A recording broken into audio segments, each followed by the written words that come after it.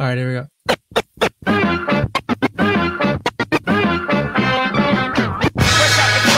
welcome to the show. Okay, so we're gonna cut that one. Okay. Fully working, literally, like for like the past half hour, and then I just decided to not. Right then. But needless to say, Sean, let's just get right into it, huh? I won't even play the intro. It's cool. How you, ladies and gentlemen, doing? Hopefully, you're doing great today. Yeah. Is July 13th as of recording of this video. Approaching the Ides of July. Live and alive. Sean, it's disgusting outside. How do you feel about this weather going on? Let's just say, huh? It's like muggy and gross, and I don't like it. Like, I don't know. Like, I feel like I'm a prisoner to my AC, and the reality is such has not yet been felt in my wallet. But I'm sure when that electric bill comes in, I'm really going to be mad at this weather. You didn't see an electric bill yet? We got the first hit last week. Yeah, see, like, the problem is, like, I don't know. I feel like they don't actually come to read the meter every month. They kind of just guess at it, right? So then you'll just have these, like, wild spikes where, like, 2 months from now, it'll be, like, our actual usage as opposed to whatever they're, kind of guessing that it is. Thanks. Do you have access to your meter? I do. I guess I could report it in, but I don't know, man. Well, I only say that because 2 years ago, I got dinged for $700. $700 for an electric bill. I'm like, there's no fucking way. There's no way. That is not my bill. You are wrong. I called my superintendent. I was like, hey, listen, where is my meter? Tell me where it is. I'll take a picture. I'll send it to PSNG right now. Took me about a week to fight with PSNG. I was like, I'm not paying $700. You guys got it wrong. Something is bugging. And then literally after a week, it was $68. So. Yeah.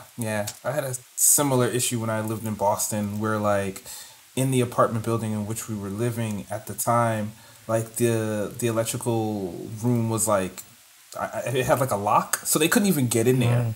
And one time that they were able to get in there, I think they, like, misrecorded, like, added an extra digit somewhere. And, yeah, it was pretty much the same thing where, like, all of a sudden there's a bill for, like, $300 that didn't correspond to anything. And then sure enough, when they came back to read it, things had been adjusted back the other way, and it would have pretty good credit on, the account, but still it sucks. What it is too, some of the workers also, some of them, like, been at it on the phones for the entire day, and some of them, like, not necessarily bad attitudes, but they're a little saucy. So I've dealt with quite a few of them. I understand it completely, but still, it's like, I don't want to pay, $800 on an electric bill when it's not correct. Just trying to help me out here, trying to get to a supervisor. And then, well, needless the case, Sean, today's episode is how to take criticism in a restaurant.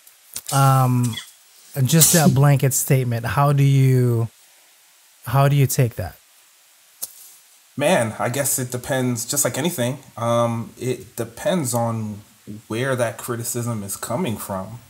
Because in a restaurant or, it could be coming from your staff if you're in a management capacity. It could be coming from your manager. It could be coming from other employees in the building. It could be coming from your existing customers, and like, it could have been coming from customers that you've had in the past. So I think whom it's coming from is going to kind of determine, like, how it's initially received. Okay. But ultimately, you need to listen to the feedback and, parse it for actions that you can take to kind of, give everyone the best experience, that you can. How do you think, Okay, let me rephrase that. And how do you think you take criticism? Because I mean I know you, so I've seen it. But like, how do you think you perceive yourself taking criticism? Let's say from our prior chefs or something, tell you something you did off or whatever, in a not so nice way. Like just that's See, like yeah. regular way, like hey, you fucked up, blah blah. You could do this better, etc. And then they just bounce. How do you think For you'd respond to for that? the most part, like I take that criticism pretty well. I mean, again, there's like so much nuance when it comes to this because like depending on who's relaying the message to you, you might expect it to come across in I don't know, I guess the worst way is in a harsh way, Hmm. you know. I mean, I definitely feel like from my time in that industry, there are definitely people who kind of want to communicate in the Gordon Ramsay way, and Ah, yell and definitely. berate and, single people out, to kind of get, change, make the situation better, but specifically by like elevating themselves above the issue, and you know depending on the individual who's being presented that kind of feedback, man, like, I mean, it gets varying results. But for myself in particular, generally I just go, okay, so that's how that's how they communicate. I need to Hmm. like listen through the noise, the literal noise, for what I can kind of take and either make a change or continue to do something if that feedback is positive. Hmm. Interesting. I think okay. Let me ask you this then. Knowing Sure. me, how do you think I take criticism? Have you seen me take criticism on a line? Yeah, sure. I could definitely say I've seen you sometimes, kind of take it on the chin. I've seen other times where you've been like resistant to the way you're being spoken to, but ultimately, you know, um, when the situation is calmer, take the feedback and then again try to make the situation the best it can possibly be. Hmm. Because I feel You don't like think? ultimately, like if you're working in that space, you generally are aiming to please. Either Correct. like please your coworkers, please your guests, please yourself, you know, but you're ultimately aiming to please. And if you're not a complete jerk, you're gonna take some of the you're gonna be able to listen to the feedback and figure out like how to do things better. Okay. I'm trying to get sauce, Sean. Fucking just tell me how it is. Don't sugar. Don't give me corporate words, Sean. Nah, man, I'm not Give giving me you the corporate words. I mean, I'm giving you the real talk. Like, yeah, I mean, there have definitely been times where I've seen like someone like bring some bullshit to you, and you're just like, that's bullshit. But what is the issue? Like, what's the issue? How do we fix it? Sometimes again, depending what the issue is, like you can make a fix in the moment. You can, take that information and change a process that's going to change things over the long term, or maybe Mhm. you know you can listen to what the issue is and then figure out what resources you're going to need to get to change for the future. Or depending on the circumstance, like you can hear that something is an issue and then communicate back to the person who's presenting you that situation as an issue that's not really an issue, because I think that's Mm. also something that like it kind of gets overlooked. Like, I'm trying to think what's a really good example, but maybe there is a recipe that is new and you're presenting it to your staff and maybe to your wait staff, Mhm. and you're resolute in like how this should be rolled out, what the place should look like, how things should taste, how things should be described. And if there are issues in how that is being communicated from waitstaff to guests that can create some, some bad expectations about like what that dish or what that meal is supposed to actually look and taste like. So I've seen some resistance there, and in those circumstances, just like, well, no, this is like this because of this. This is a feature, this was by design, and while we have it, while we're trying to do this, like, this is probably the best way to to sell it or express it, and you go from there. Interesting. In those circumstances, sometimes the waitstaff are, they're the experts at their craft, which is, communicating, and maybe they can provide some feedback as to better ways for you to do your job, but I don't know. I think in all these circumstances, the criticism is best received when there's mutual respect, from the the criticizer and the criticizee. So I bring it up because I'm going to bring my wife into this. So Caitlin said, sure. And this is my wife, Caitlin. Caitlin said, I am a 70-30 split. Okay. 70% asshole, 30% not.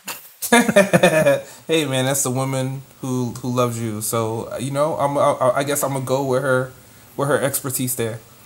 So like, just know I took that right. I was just like, no, I'm not bad. What are you talking about? I am not a jerk. She's like, you kind of are. I'm like, no, I'm not.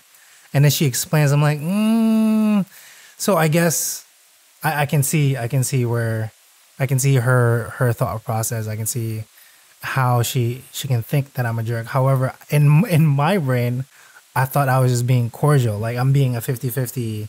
It's like, okay, you're saying that, I'm saying this, let's come to a middle ground. But for her, it's a different feel. So the part two of this criticism thing I'm trying to say is you need to also expect how the person you're talking to is taking the criticism also. When they're critiquing you, how are they going to reflect back onto you? Because it's such a broad subject that it's just, specifically in restaurants, like when you say criticism, what do you automatically think, Sean? Like a picture in your head. What do you think? Immediately, what comes to mind is like, someone looking at something that I made or produced and just like thumbs downing it. Like, they're just like, okay. Yeah, no. There's, it's like, I thought I made the right dish or, made the right choices, and it's immediately, the immediate reflection is a frowny face. I immediately think Chef Ramsay right off the bat. Somebody critiquing, it's his face literally that's engraved into my brain. However, I think this is a little funny. Bring it right into a little meme here. Have you seen Kitchen Nightmares? Have you seen do you remember this woman? Mm-hmm. So when Ramsay came to her restaurant, she was so, I don't want to say closed off. Like, how do you explain it, Sean? She's like she can dish it out, but she did not want to dish it back. Yeah, like she's definitely resistant, to super resistant, almost so like she doesn't want to hear it. So that's like the furthest out of the criticism spec. Like, chef is telling you, like, you're literally blatant to it, and you're saying no, I'm not, etc. That's part one, right? How do you think we should handle those kind of people? I mean, I think ultimately, like, I mean, because there's just going to be people who are resistant, right? So, like, I think in those circumstances, you give them the opportunity to kind of hear what you have to say again. Especially if you're confident in if you're confident in your messaging, or depending on what you're talking about, there's only but so many ways you can kind of frame things, right? So like, this is a perfect, I guess, a good example, right? So if you're telling someone that like they have the flame too high on you know, underneath one of their saute pans, right? There's only so many ways you can actually communicate that, right? Like, Correct. Yeah. you know, you can say it. You can take the time, depending on, you know, when you're having this conversation, you can take the time to show them again, you know, if they're resistant. And if you really have the time, you can show them again and kind of use your results against their results, right? You know, and you can kind of provide them with an opportunity to understand the benefits of your methodology. But I feel like if they're resistant, that's really all you can do. And then I guess from there, I mean, you kind of move on to some sort of corrective action, you know, depending on what you're talking about. Do you think it's your ego that's getting in the way when that happens? Sure. Do you think like yeah? I mean, a lot of times I think it's a lot of. I mean, if the person is actually, you know, capable of receiving the information that you're providing them and then acting on it, then yeah, I think a lot of times ego gets in the way. Like, oh man, I know how to do this. You know, I've done this a million times, and this is 1,000,001. Why would it be changed? Why would it be different? It's just like, well, yeah, man. Sometimes things are different. You know, like there's a gap between what you're producing and what we're looking for. You know, how do we get there? And again, depending on what you're talking about, like the path could be quite a few different ways. But in the example that I was using about, you know, that saute pan being too hot, I mean, you got to turn it down, right? Like, you got to turn it down. Like, that's it. You know, you can talk to them and see, like, well, what are you, by turning the pan up, right? Like, what are you trying to accomplish? Are you trying to do this quicker? You know, like, well, that may not necessarily work in every application, right? Like, let's figure out like why you're taking the steps you're taking as opposed to the ones that we're looking for. So thinking about like some of my famous, not contact, famous, let's say interaction with some cooks and some chefs in my past careers, or rather in my career, not past careers. Sean, I get the, oh, you're going to show me how to do shrimp scampi? I've been doing this 20 years. How are you going to teach me something new about shrimp scampi? Sean, take it away. Oh, man. Man. Well, yeah, I guess that's a very, very real one, you know, concerning where we used to work. Super real. I think right then, what you need to kind of remind that cook is that, you know, despite the fact that they were an expert in doing it in one way, you know, like the establishment that you're currently in, the restaurant you're currently in, has a spec. And the reason why you have specs is so that everyone has the same expectation of what they're producing, and if you're the customer, what you're eating.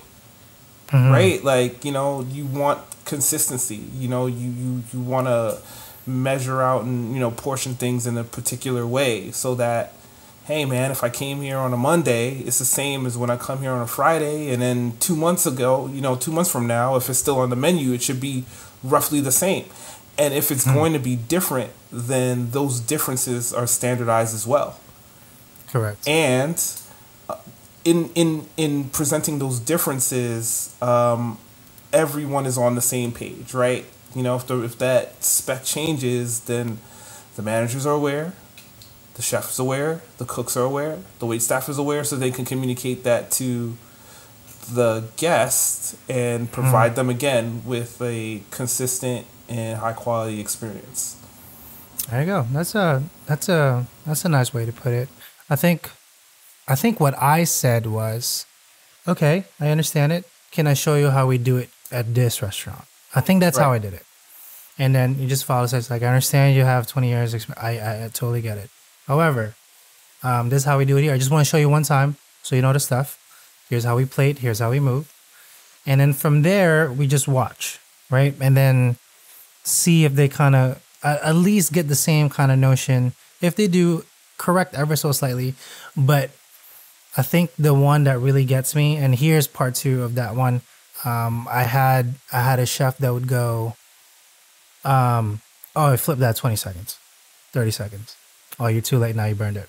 Out. Start again. I'm like, hey, okay, is that really necessary? You think you're that big of a badass for you? Well, what? Show me how it's done. Like, don't just. I understand. Like, I can do that too. You know, this is all going in my head. By the way, I'm not saying this stuff.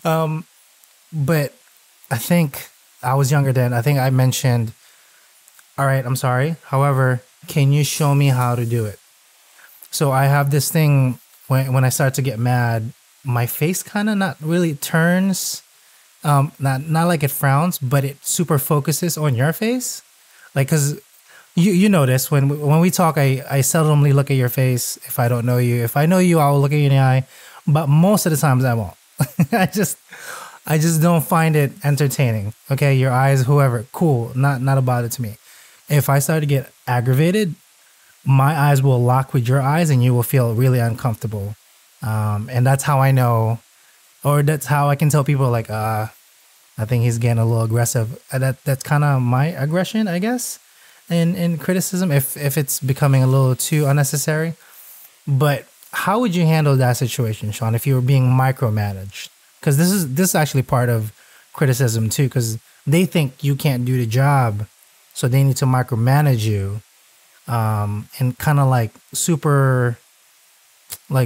superimpose themselves into you, so much so that you're starting to falter in a job that needs to be done.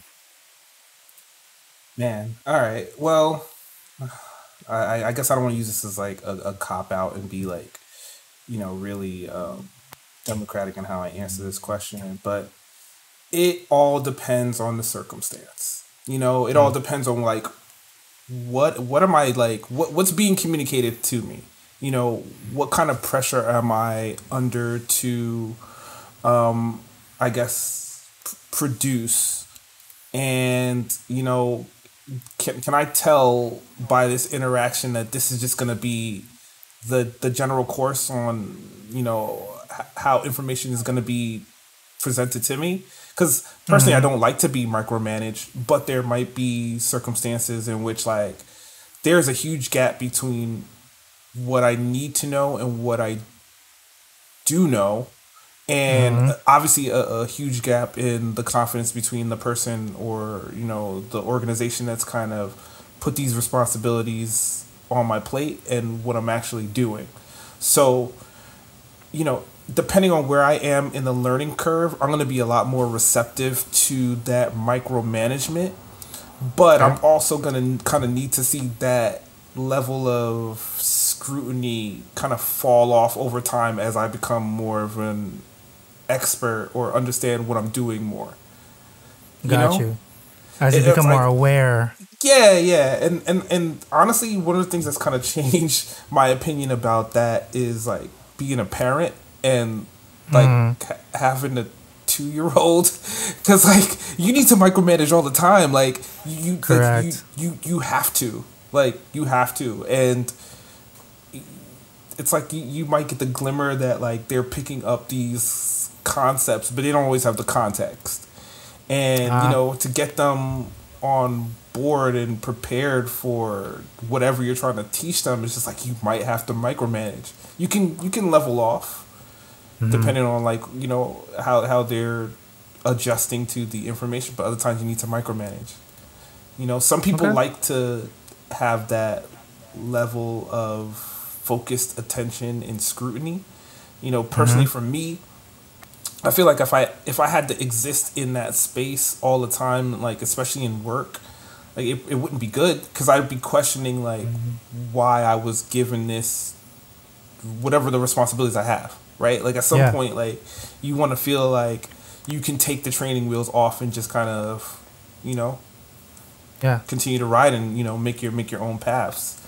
But I guess if I was in a circumstance, because it's never really happened to me, where it's been like a long-term thing, but yeah, I guess I would go to, my manager or, whoever I was reporting into and then go, okay, like, what other resources can I get access to kind of bridge this gap? Because like, I don't specifically feel comfortable like working in this way. I want to do a good job. That's why I'm talking to you. But we got to figure out like if there's a different way to do it. And if there wasn't, well, then now we got decisions to make that are mutually beneficial, right? Like maybe I need to figure out something else to do, or maybe I can get reassigned to something, or or maybe their approach could be a little different. But it kind of goes from there. See, what I've been noticing though, I still can remember without naming names. Do you remember that one time? That one time, actually, you were sautéing scallops, and our manager told us that you didn't sear it enough. Do you remember this? I vaguely remember this. I'm not going to say I do 100%, but vaguely, sure. Okay. So he told you that you didn't do it right, sent it back. I know you got upset. He didn't care for it. But you said, how can I be better? And then he just left. I remember, man, if you could only see your face, I was like, I think this is Sean's breaking point today. But bro, yeah, man, that would have did it. Like, I'm glad that cool, like you remember collected. this, man. This circumstance is like washed over me. But yeah, man, see, that's cool, I guess that's the collected. perfect example, right? It's because like you still like I was saying before, if you work in that capacity, obviously you aim to please, and yeah, man, when it comes to searing a scallop, it's like you're either gonna be under, you're gonna burn it, or it's gonna be just right. So like, and the timing to pull off all three, there's a very slim margin of error on all of those things. So like, man, you want to just know like, all right, what are you looking for differently? Like where's the opportunity to get this right? And man, depending on where we were in a given week, man, maybe we were running low on scallops too. So I'm just like, yo, I literally cannot afford to mess this up. I think So yeah, man. Like that manager again, was just being a little dickish. I think, in my opinion. Now again, this is the third person seeing you interact. With that guy. It wasn't my turn. This was before we were. I think we were still line cooks at that time. I was just like, that's a little aggressive. Like, what was that? Was that necessary? You want to know, especially, considering at that point in our careers. I mean, you're trying to reinforce these skills that you can take with you anywhere. And for me, I know you definitely. Oh wow, the whole mic just fell over.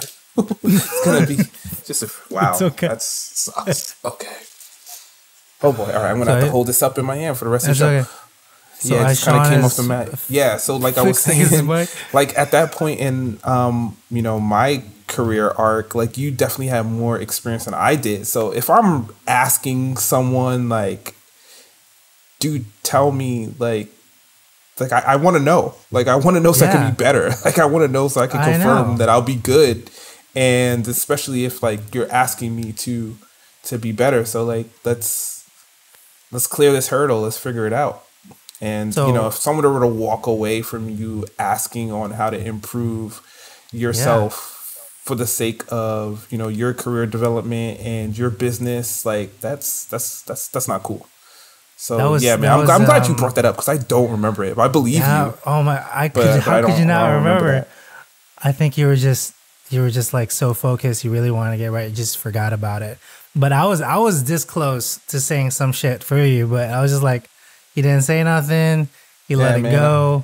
But I'm like, he asked for help. Like, are you serious? Let it roll in the moment. So I mean, again, man, like part of it is just my personality. And I just feel like just life in general, right? Like provides so much stress. Like I don't care who you are, where you are, your gender, your sexuality, your race. Like there's a lot of factors, just out there that can make for some real stress that you have no control over.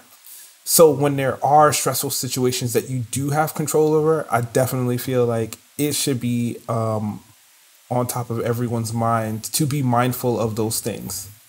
So especially when it comes to like workplace stuff, like everyone, for the most, at least here, and at least right now, you choose to go to work. Like you choose to do this. Like you choose to work there. So now you choose. So now you have a choice to participate in creating a good atmosphere. So generally, when it comes to like workplace stress, I'm gonna take it seriously, but I'm generally gonna try not to like let it stay with me. I'm like, all right, there's an issue. Okay, how do we address it? You know, okay, there's an opportunity. How do we make the most of it? Let's go from there. There you go. So yeah, I'm glad you brought that up because I really yeah, man, remember that. Like I'm pretty sure you'll remember if I say the name, but I'll say that off. Yeah, camera, we'll say it off camera. I'm for sure, but how to take criticism in a restaurant, I think, and this is my final example, kind of right. One, I need to be clear and to give the bigger picture. I understand I'm micromanaging you. I understand I'm giving you all the steps. I just want to make sure you succeed. Two, my main motto is as honest as possible. So my actual example is, do you remember Big T, Tirana? I'll drop her name. Yeah, shout out to the Big Money. So Big Money used to have a little temper. She still has a temper no matter what. But she would, her emotions will be on her sleeve literally within a second. I love it. I'm for it. I'm like that. But over the years, I know better, so I don't often spew it out loud right away. But she's not there yet. So oftentimes when it was just her and I, when we were running the restaurant, this was before you got to the other side, she would get really frustrated with me and like, Case, what am I doing wrong? I feel like I'm not performing, like the staff don't like me. I'm just trying to do the right thing. And I'm trying to coach her and tell her what's right. But at the same time, I'm telling her, T, I understand you're honest to a fault and I get it. However, try this practice. I was like, instead of saying, like, for example, like somebody sent like, I don't know, let's say like the trout. It was a little over. It was like a little burnt on the edge. They didn't like it. They sent her over. T saw it. She's like, yo, what the fuck is that? Blah, blah. Like literally like that in a second. I was like, instead of that, how about we say, okay, what happened? What was wrong with the trout? Did they not like it, etc.? Instead of blowing up right away, take a second, take a breather. If you need to, literally walk away. And she would do that constantly. And obviously over the time, she would be less and less. But I think, and I'll call her later after this, just make sure that she's okay with it. But I think that created a bond with me and her. So being able to give the big picture to create a bond. And my third kind of how to take criticism in a restaurant is it cultivates that workplace environment that you want. Like I think you can, from all our vet staff, like they will tell you outright if you fucked up, like right to your face. Case, I don't want to do that. That's not right. That's not how we do it here. Like I'm pretty sure you've experienced that with. Oh, for sure. For sure. Like, I mean, all of them. There's no way you can exist in that space without leaning on all of their years of experience. Mm-hmm. You know, but I think one thing that you're saying that I definitely agree with is like that back and forth where it comes from having mutual respect, right? Like you respect them, they respect you, and ultimately everyone understands that they respect each other's craft. So you're trying to do the right thing, and if there's any gaps, like there should be an opportunity to really talk about it and hash it out respectfully. You know? Yeah. I mean, I know it's not always going to happen in moment to moment, right? There's going to be a lot of like high pressure situations and, you know, times where like you need to just take an action and, you know, in a case of a burnt fish, well, hey man, you might need to drop what you're doing and get another piece on there real quick, the way that someone is looking for it, as opposed to the way you did it. And, you know, I know it's as simple as a fish, but depending on what else you're trying to manage, it can be stressful. But when it's very stressful. that stress breaks and there's an opportunity to talk about it, you talk about it respectfully, and you kind of go from there. So I think the ultimate goal is how to take criticism in a restaurant is the respect, and I think that's the main goal. So you should be able to talk freely, with your minds open, in a respectful way, and I think that's just how you're gonna level up. Period. There's no other way about it. And swap restaurant for anything. It doesn't have to be a restaurant. It could be your corporate gig. Could be anything really. You just need to learn not how to take it to the chin, but how to properly manage your anger and how to say it in a way that you want to learn. Because essentially, everybody has the same goal, pretty much. If you're trying to build a house, you fuck up. They will tell you outright, but like, okay, how can I get it right? Same in the kitchen. Like, if you mess up something, how can I get that right? Let's get the food correct. In a way. So, I guess in a long roundabout way, how to take criticism is just not be yourself. Essentially. Nah, man. I think you should be yourself. But I do think that like your communication should be in like befitting of the environment, and always with as much respect as you can provide. Like, because ultimately, a business, it's an organization, it's a series of relationships, right? And you need to to manage them as best as you can. Yeah.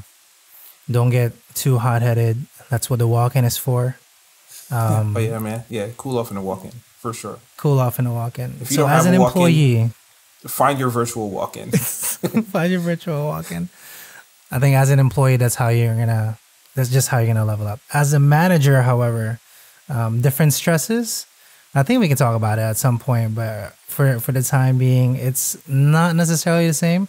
Especially when it's corporate setting like that, because it's a lot of this trail, like literally from way up to their CEO, and then from their managers to you, etc., from your GM, and then everybody. If they're not on the same page, it'll get skewed quite a few. But how to take criticism, just be nice, take a second, take a deep breath. It's not aimed towards you. It's more of a, there's no I in team, that phrase. But I don't know. Just, I guess, learn how to see the bigger picture. I guess that's my final answer. How about you, Sean? Yeah, I'll go with that. Be a part of something bigger than yourself. Generally, don't take things too personal, and look for opportunities to clarify. When there are gaps in I guess gaps in communication or gaps in expectations. That's it. I know it's slightly earlier today, nothing too crazy. We do want to make sure that a little Shawnee goes to sleep. Yeah, man. So it's a little tough one, but yeah, go for it, Sean. Yeah, you've been listening to the Chef Salty podcast with Casey and Sean. This podcast can be found on Spotify, Apple, and Google Podcasts. You can find video of these episodes streaming and archived on YouTube at Chef Salty Port. Reach us by email at AskChefSalty@gmail.com. You can reach me directly on Twitter at MetroCardX. And yeah, I'm getting tired from holding this mic stand up. So thanks for listening. Peace out, Internet.